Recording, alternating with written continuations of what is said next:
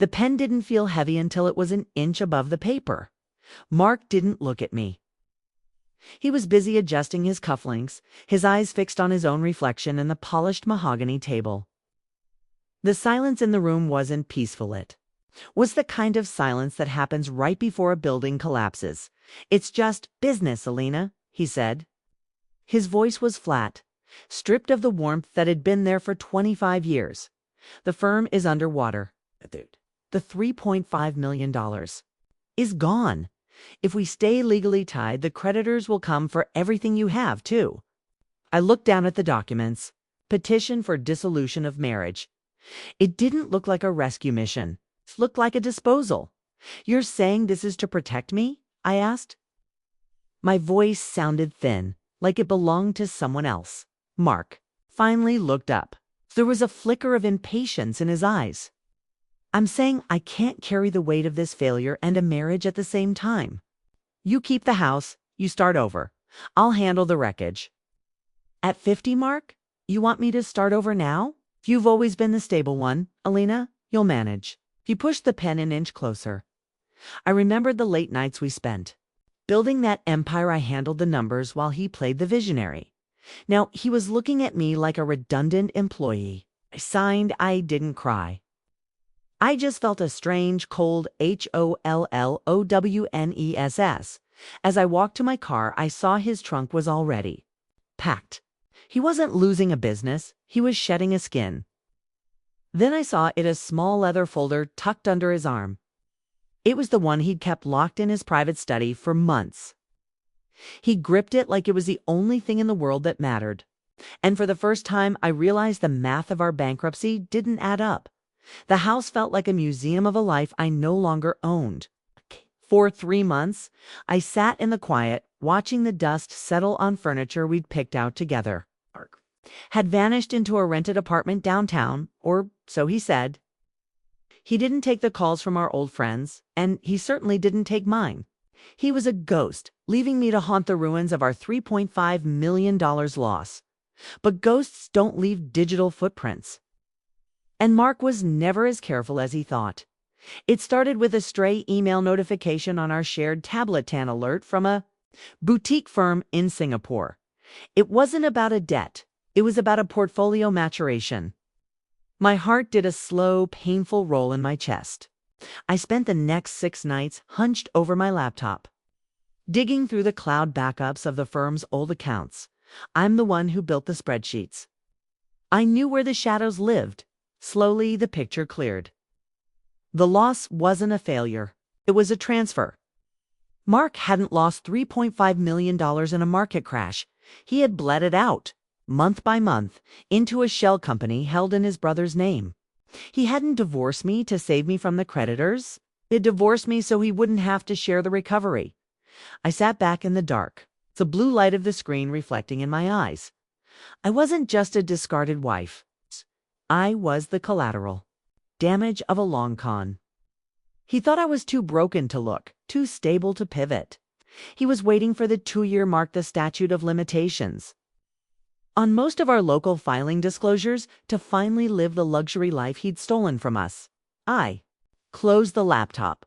My hands weren't shaking anymore. I didn't need a lawyer yet. Needed to see him.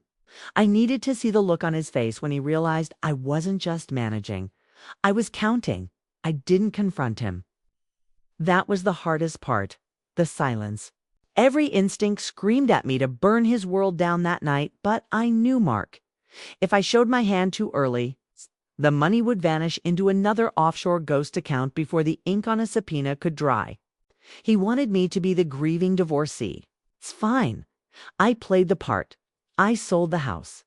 He thought it was an act of desperation. In reality, it was my seed money.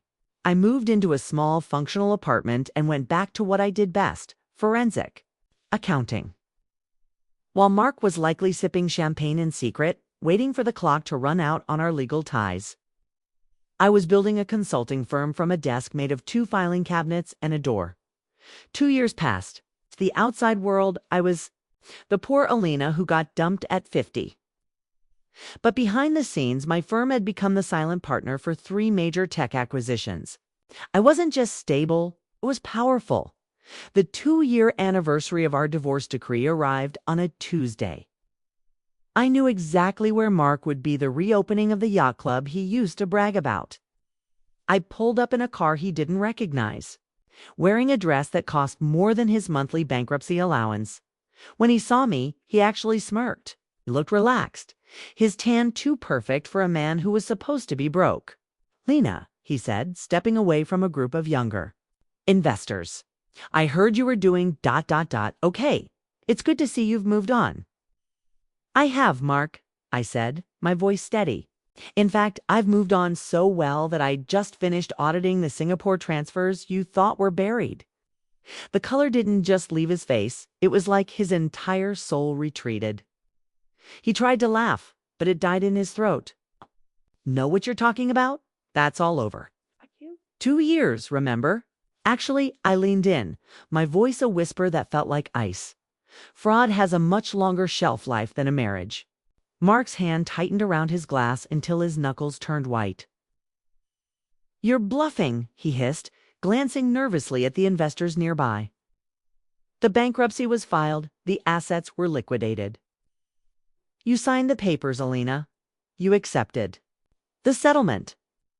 "I accepted a settlement based on a lie," I replied, my voice calm, projecting just enough to carry to the men standing behind him. "But you see, Mark, when you moved that $3.5 million to your brother's shell company, you used a routing number from an account we still technically shared for 48 hours. You were so eager to leave that you forgot the grace period of our joint digital signature." I pulled a single folded sheet of paper from my clutch, not a legal summons, but a simple printout of a transaction receipt. The timestamp was a masterpiece of poetic justice. "I didn't come here for a scene," I said, watching him crumble. "I came to tell you that the authorities in Singapore have already been flagged for a compliance review, and since my new firm handles their regional audits, I was happy to provide the roadmap." The man who had once told me I was just the stable one now looked small, his expensive suit suddenly looking like a borrowed costume. He had waited 2 years to finally be rich, only to realize he had spent that time building a prison. He reached out as if to grab my arm, but I stepped back, the power shift so absolute it felt like a physical weight in the room. "You're going to lose everything, aren't you?" he whispered, his voice trembling. "No, Mark," I said, turning toward the exit. "I'm the only one who didn't lose a thing." I walked out into the cool night air, leaving him alone with his ghosts and his debts.